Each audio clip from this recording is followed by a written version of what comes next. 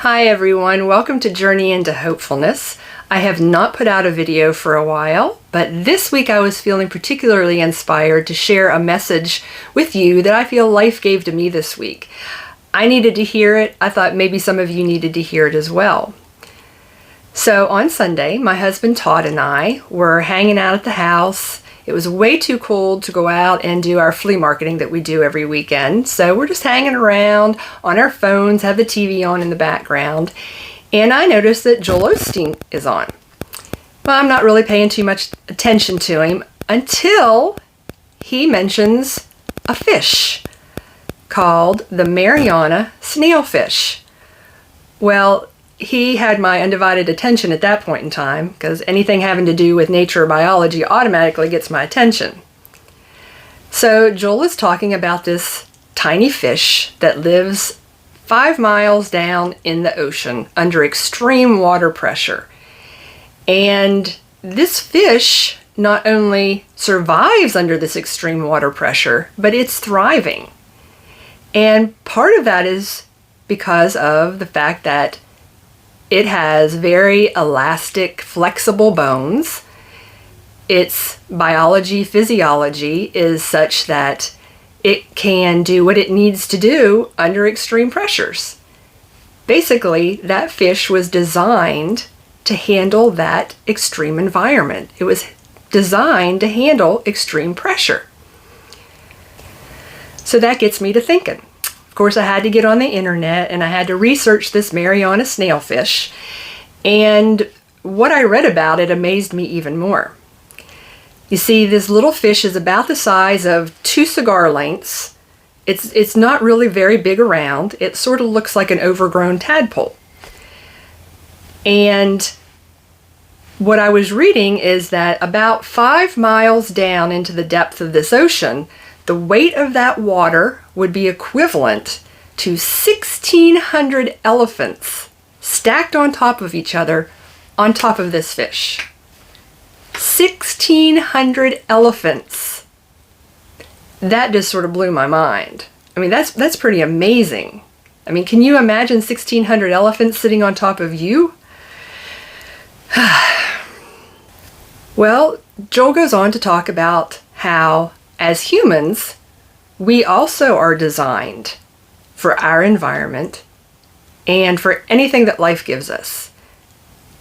Extreme pressure to be included. So I'm really thinking about this fish and what Joel said about humans being naturally designed to handle whatever comes along in life. And that really resonated with me. So as I'm sitting and contemplating and researching this Mariana snailfish and thinking about what Joel said and how it relates to humans, I noticed that he's gone on to talking about a little seed and how when this little seed is planted in the dirt under the pressure of the soil, that it has within it the strength to push through the pressure of that soil to reach its full potential, to reach its destiny. And of course that grabbed my attention too and added to everything that I was thinking about. Now, many of you know that I am not a Christian. I don't subscribe to any particular faith or religion. I don't really have a label for my beliefs. But I do believe that life provides me with what I need when I need it.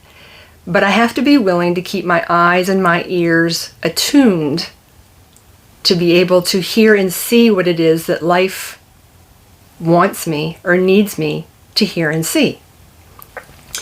So why is it that life needed me to hear this message on Sunday? Well, for the past several months, I have been a little more depressed than usual, a little more low feeling than usual, just overall impatient with life and wondering, is this ever going to end?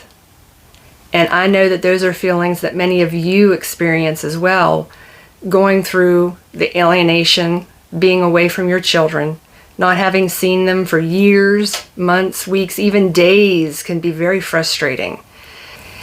And this past holiday season had been the 8th holiday season that I haven't been able to spend it with Anna. And next week will be her birthday. And it will be the 9th birthday that I haven't been able to celebrate with her. I haven't been able to recognize her directly. So I really feel that this is life's way of reminding me that I have been through this before. I go through this every year, and I have the strength to make it through again. I have the strength to come up out of this low, dark point that I feel every year and continue to walk forward in life and be happy, despite the fact that Anna is not in my life. And I really needed to hear that. I really needed to be reminded that I'm going to be okay because I have within me the strength and resilience that it takes to get through this. Now, every once in a while, I have to take a Facebook break. And over the past month or so, I particularly had to take a break from the PA groups that I'm a member of. When I start feeling low this time of year, anytime I read posts from parents on these PA groups and they're talking about the pain that they're feeling and how out of control their life feels, sometimes I tend to be a little too empathetic and I start taking on the pain and the suffering of these parents, and it makes me feel even lower. So I have to put boundaries up with myself, and I have to make myself stay away from these groups for a while. But after I heard Joel's message on Sunday, I felt a little bit stronger. So I did finally go on to one of the groups, and of course one of the first posts that I read was from a mother who had lost her children, and she didn't think that she could go on with life anymore. She couldn't eat, she couldn't sleep, she couldn't get out of bed, she couldn't think, she couldn't function at work. She couldn't go on with life. And that took me right back to Joel's message from that morning about the little seed. And I envisioned this mother as this little seed in the dirt of PA, covered up the pressures of the soil. We all know the pressures that go with PA. You've got not only the fact that half the time you don't know what's going on when this first hits you, but then all of a sudden you've got lawyers involved, you've got counselors involved, you've got judges involved. You've got, you don't know what's happening in life. You can't think. Sometimes you can't function because this just hits you and you're in shock. So all of these pressures are like the soil that's on top of this seed. But this mother, this seed, didn't know that she had the strength within her to be able to push through the pressures that she was feeling. And it's sort of the vision that I got in my head of all of us parents who are going through the loss of our children. I suddenly envisioned thousands of little seeds being planted into the ground. And the pressure is just too much for us to handle, that we don't push through that pressure to reach our full potential and grow and bloom. Now, I recognized and felt very deeply the pain and suffering of this mother who had posted this. I remember being there. The very first couple of years that I was going through this, I too felt the shock of not knowing what was happening, not understanding what was happening, and not being able to function.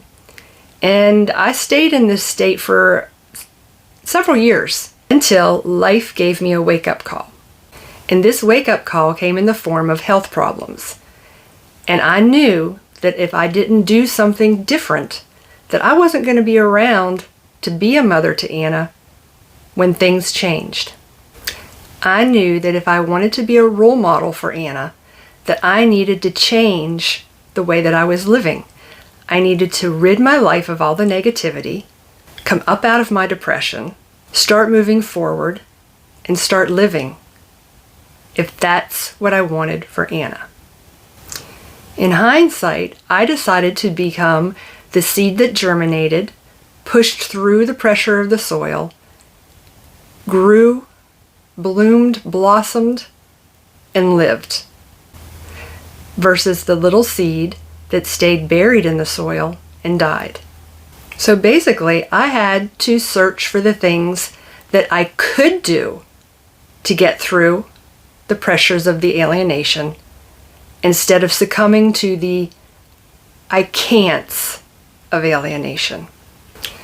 So while I can't physically be with Anna for the holidays or her birthday, and I can't send her a letter because I don't know her address, I can't call or text her because I don't know her phone number, I can still attempt to communicate with her via my YouTube videos. I still journal to her. I still write letters and put them in her journal. I can continue to live my life moving forward in positivity, being happy, living life to its fullest, just in case someday she decides to look to me for guidance, how to get through loss, how to get through these tough times under extreme pressure. And she can say someday, if my mom can do it, so can I. So if you're somebody who has been feeling down, feeling the pressures of life weighing very heavy on your shoulders, know that you have it within yourself to push through those pressures when you're ready. Because just like Joel says, you are stronger than you think. Take care, everybody. Make it your best day yet, and I'll see you soon. Bye.